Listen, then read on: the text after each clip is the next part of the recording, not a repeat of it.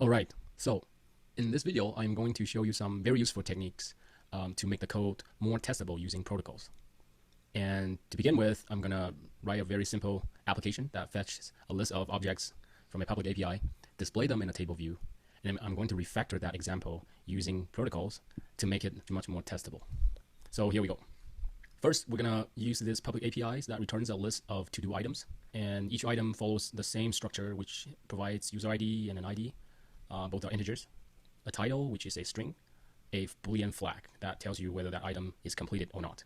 In order to fetch these items, we're going to create a class called service. Let's go ahead and do that. In this service, we're going to create a simple function called fetch items. Takes a closure that returns the result. And the result will return a list of item. Also, we're going to provide service error if the error occurred. Second, let's go ahead and define the item, which should be decodable.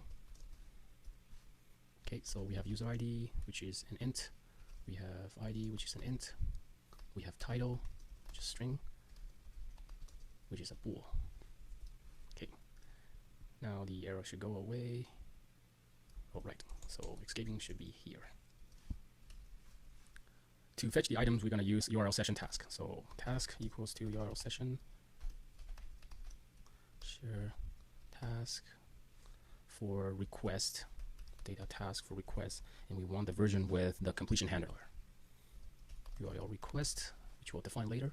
Then we have data response arrow. Request that needs a URL, which we're going to paste this API. If that URL does not exist, which means the URL is invalid, so we can return valid.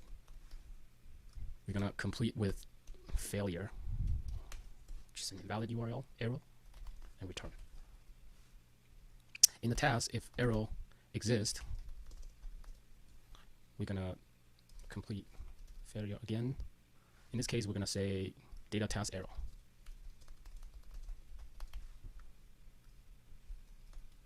And pass the error.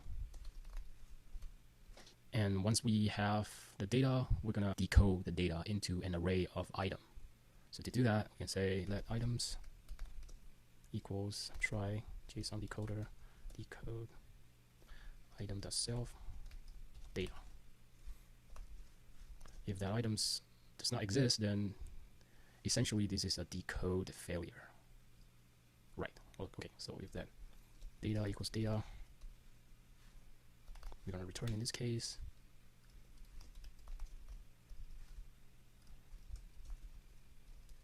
if that item is decoded successfully, we're going to return a success result. Also, don't forget to resume the task.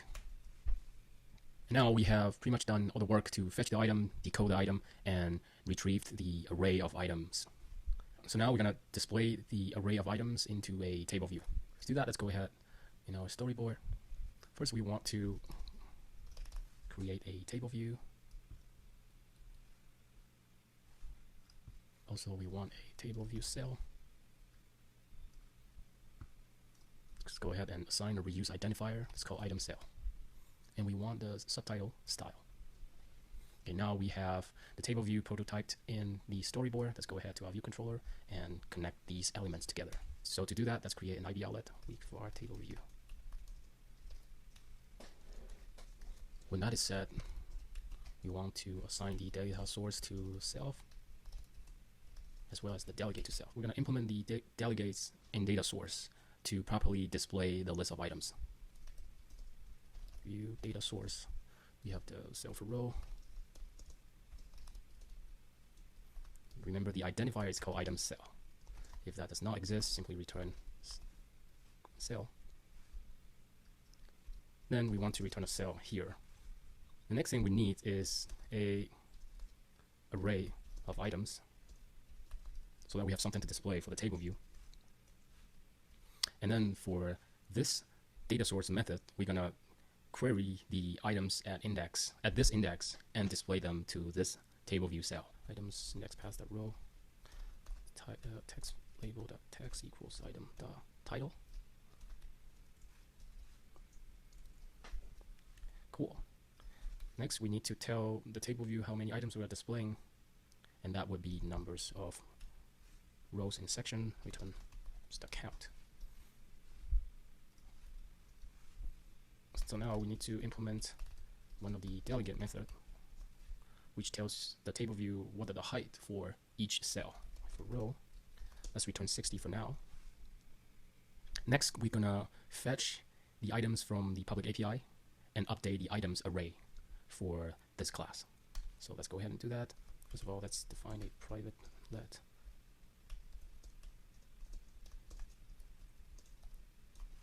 Okay, use the type inference. Fetch data. So we have the result.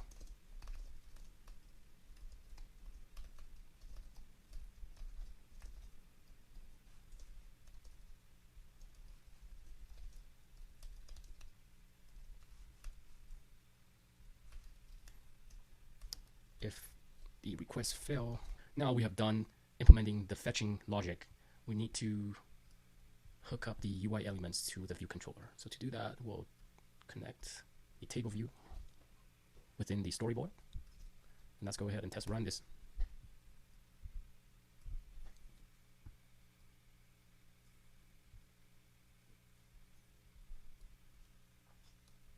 All right, so that went pretty well. So now we have successfully fetched the list of items. We have displayed them in the table view. So let's recap what we have done so far. First, we create a service that fetch the list of items from this public API, and we pass these items, and we have modeled the item object as well as the service arrow. Next, we create a view controller that contains a table view, and we integrate the service so that it's able to fetch the object and display the items in this table view. The problem with this implementation is that when you unit test view controller, the service object is going to call the actual endpoints and fetch the items, which is not something we want to do when we unit test. When we unit test, we don't really want to test our dependencies. We want to test our internal logic, which is when viewDelo gets called, service go ahead and fetch the items, and our table views have some objects to display at some point in time. So in order to resolve that problem, first let's go ahead and abstract our service class by using protocols. So we'll go ahead and define a protocol called service. In this protocol, it has one function that fetches items. And in our view controller, we're gonna instead set service protocol. And we'll make the service class adopt such protocol. And to make it more testable, let's make a static function called makeInstance, which returns an instance of view controller. And that instance comes from Storyboard. So let's go ahead and initiate a Storyboard. Name should be main.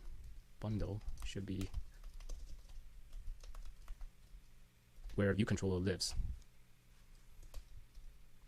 View controller, Storyboard in initial. So for now, we'll just say the initial view controller in main Storyboard is what we want as view controller. Next, we're going to make sure Storyboard is visible in the test target. So first, let's go ahead and let's do that. Let's create. So let's do our first test and make sure this function works.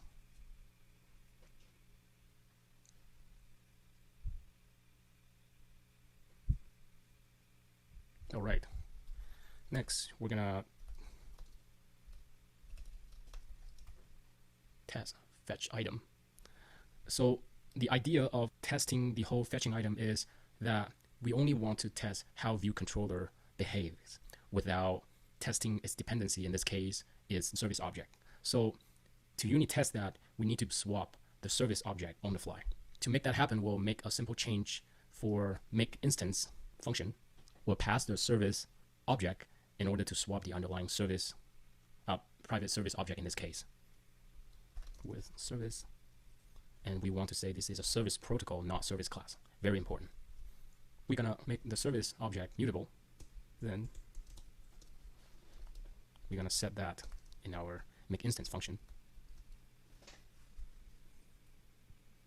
Okay, now we should be able to update our first test case with service.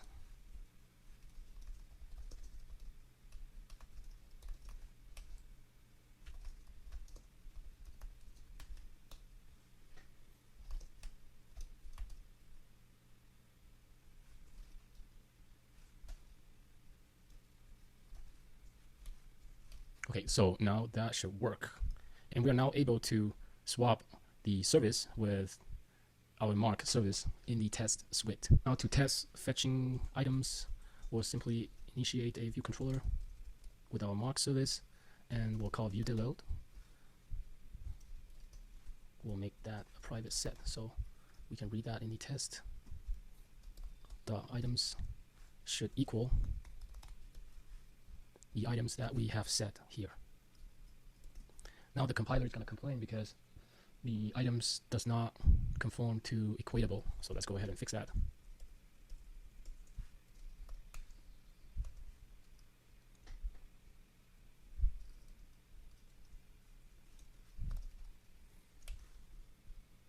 Then the error should go away.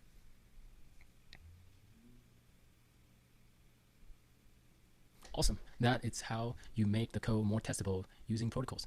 I hope you like this video. We'll see you in